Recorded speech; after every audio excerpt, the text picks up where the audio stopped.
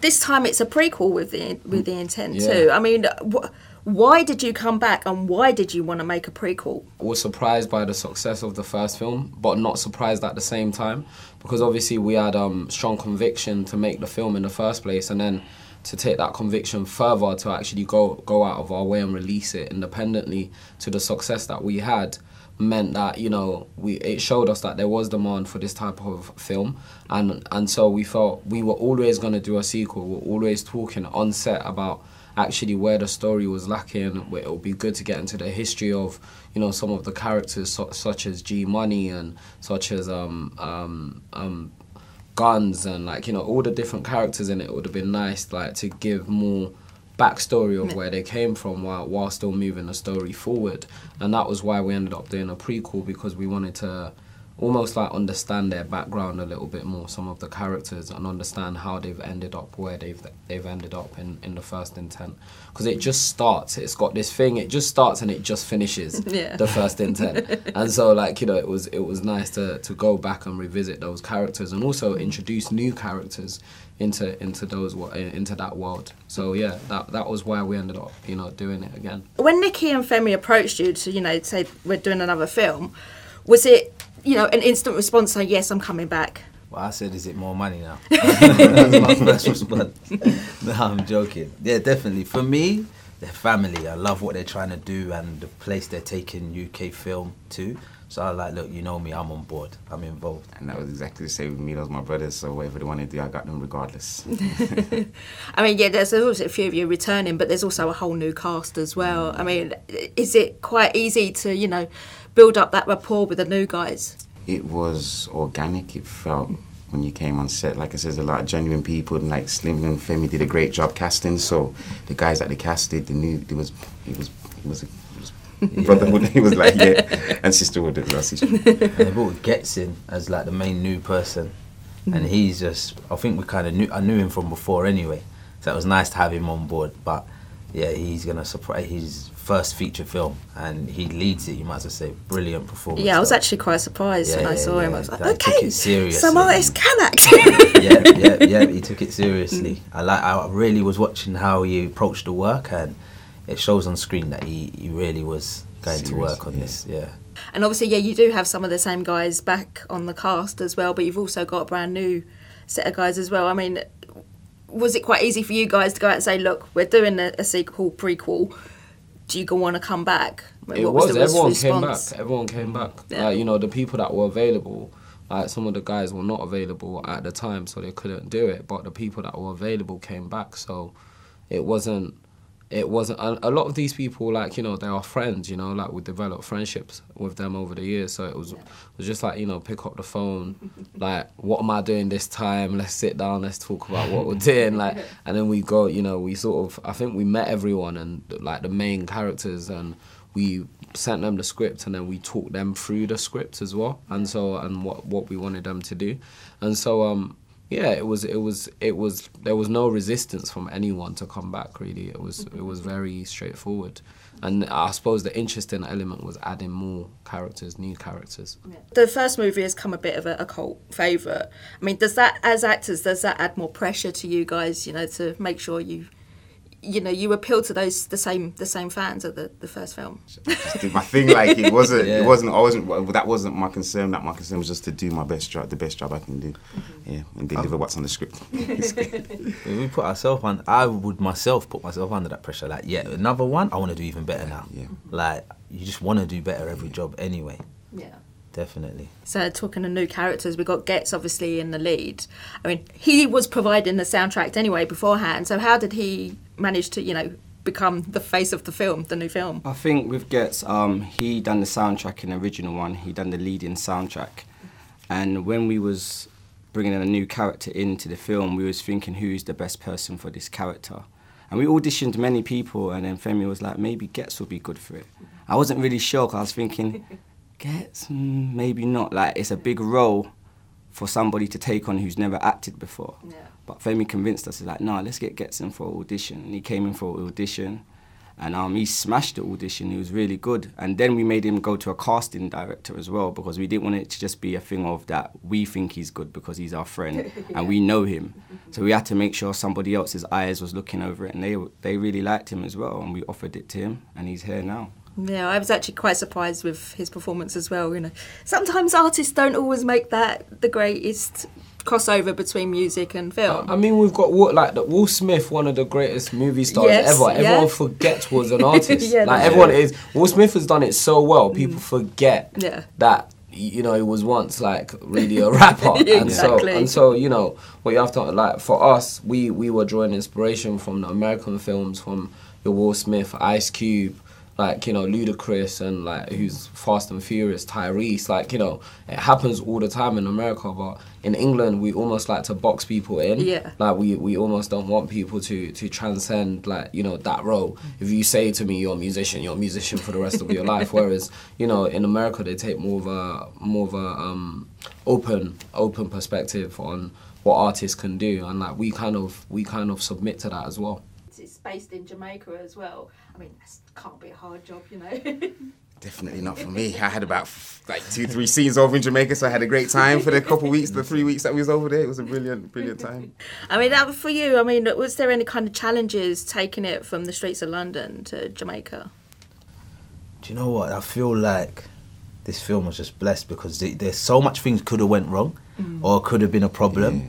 But it was like, especially in Jamaica, like it's known as quite a dangerous place as well. When you just think a few people was wary, some crew was like, is it going to be okay? Are we going to have... We never had no problems at all. Welcomed with open arms everywhere we went to film, and it was a great experience from start to finish. The crew was doing their own thing when in the evenings we were walking around the whole of Jamaica, Kingston, doing their own thing. It was a beautiful. We had to remind some people we're actually working, we're not on holiday. Because if you came to the film set was in Jamaica, you'd think we're on holiday. Yeah, sunglasses, lobster on the beach, like right, ready for another take. Yeah. Like, okay, 1 second.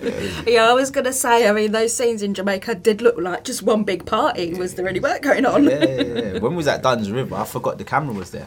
I was just actually at Duns River, like going up and then on the jet skis, and then, but I remember, okay, the camera's actually filming us, so there's a drone in the sky. But it's natural, it's good, it's nice. And there's also, is it the Jamaican old guy, the copper, the policeman as well? He's totally mad. What a legend. Yeah, legend. Yeah. Even though we got kicked out of the hotel, but that's another story for another time. You can't say that. It was nice to meet him and work with him, definitely. My parents, that was a moment, like, I don't know, but my dad, they're from Jamaica and they like know it. So them seeing me working with someone like that, it was like a good moment for them, yeah. And I've watched a lot of his films coming up, so for me it was just an experience. I was more than over to me.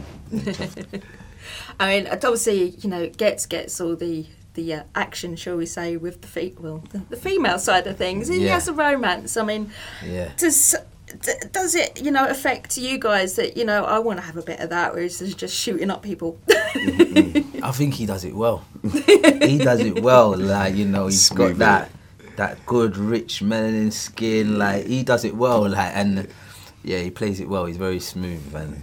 Yeah, so you're happy doing the gangster. I let him do that. He holds the woman, I hold the gun, and we just and it works. But no, I think that touch of romance in this one, and Ghetts his story in this one, it brings a lot to the film. And there's more of a human side. Yeah, this and time. then Maria, who played his love interest in the film, she was brilliant as well. Yeah. Yeah, and also, I mean, obviously, this time around, it's a first that we've got Island Records that have financed the film as well. Yeah. I mean, with their influence, did that influence the kind of music, well, not the kind of music, the amount of music that was in it? You know. But you know what? Like, I feel like it definitely helped massively. You've got like a record label, and you know what? Respect to them for taking on such a big, like, you know what, thinking outside the box. Let's do a film. And it does help a lot because they got a lot of music in the archives that they own the publishing or rights to. So artist-wise as well, like the way they were thinking, and the soundtrack of the film is going to be, the soundtrack's already amazing. So they said it's a new blueprint as well for actual filmmaking as well. There's not really something that's done. Record labels making films, so they've got thank the money. Thank you, yeah, thank you. Exactly, and that's what we need, you know, some more investment in of course, films. and like I said, for us coming from where we come from and being who we are. It's very difficult for us as filmmakers and actors to get actual work, so creating work is a great thing. Thank you, Adam Records. Okay, and also, you know, I think it's also quite timely as well, you know, with the increase in crime on London streets. Yeah. I mean, do you think that this will connect with those audiences that, you know, normal films wouldn't normally connect with, say the young black communities as well? It's like it's a representation of a world and things that's happening, and you know what it is. It's like it does show crime in there, as you can see in the trailer. Like there's guns and but it's not negative, as in it's just like this is the world, and you see like poverty is a major issue. Like sometimes I used to think to myself, if you solve poverty, we've solved crime. Because the crime is like, not that there's any excuse for it, but it's just showing the root to the problems in the film. Yeah. We're showing the root to the problems and how things are happening and stuff, and then we can start looking at some solutions. But yeah, definitely those young audiences, I see it when I see them on the street. They're like, they look at you like to say, you've made a film for us. Like, you're representing us and our world in the way that is authentic. And a lot of these kids know that we actually come from where they come from, so it's gave them some hope in it. Their dream now, you know, they did it. Exactly. They did it. Exactly that. Yeah. So it's a great thing. Yeah, it's a great thing. Just to feel that energy off them and to see what they're doing in something. I'm making a film, I'm doing my little short, and I'm doing this. They see them do that. It's a beautiful thing. I get messages from people in prison saying, I want to write a script now, or I want to get into acting, like, and a lot of these people wouldn't have had that. They would have had the confidence. Wouldn't even know it was real reality for them to have to do it if we didn't do it. So it's a great thing. This time round, the story seems it has a bit more of a human edge to it as well. We see Jay, he's basically fighting with his own conscience whether he wants to stay within, you know, this underground world. I mean, was that kind of a conscious thing to have that in there? It's not all glamorous. I think the thing is, like, when people are in criminal activities, everybody always expects them not to want to be in criminal activities. Some people enjoy doing criminal things, and I think like there's always a story or somebody trying to leave that. What about the story about people who want to be in that? It's not that we're glamorizing anything of it, but there is an underworld that is happening. So we need to show the truth of that underworld, and we need to show why people make these decisions, why do they do this, and why are they doing it.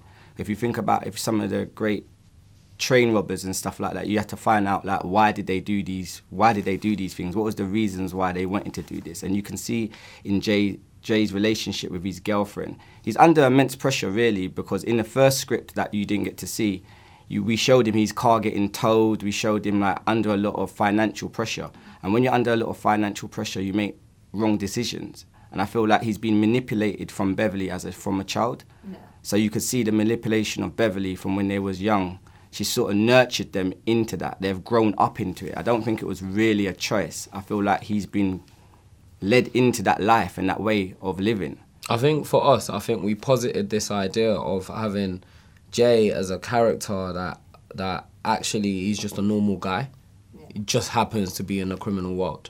And that was very important to us, because actually I wanted people that weren't criminals. Like, really and truly, Jay's journey is inspired by mine and Nicky's journey of, like, you know, as filmmakers, really. Like, but because the film's a crime thriller, like, we've just thrown all those ideas into him. It's like, you know, it's about our interaction with our partners and, like, you know, our doubts about what we do in our career. Like, you know, when you make a movie, like, the intent that you eventually go on to sell to Netflix, but you've made it and all the distribution companies in the country are telling you it's not good enough, it shouldn't, like, we're not going to give you a deal. You get status anxiety and you get worried about what you're doing. And so what we've done really is, like, taken, like, some of our experiences and actually, like, as normal guys, like, that have never done crime, like, you know, like, you know, as normal guys, and actually in trying to really engage with this character, we've sewed that into the fabric of that character, and so that, you know, it's not just like,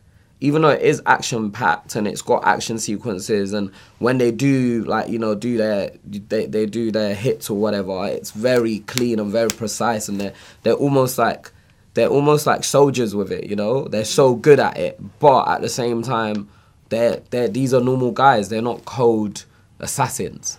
Yeah, that's true. Ladies and gentlemen, you're watching Hey You Guys! Hey You Guys, huh? Hey You Guys. Is that from the Goonies? It is indeed, yeah. Nice. Hey You Guys!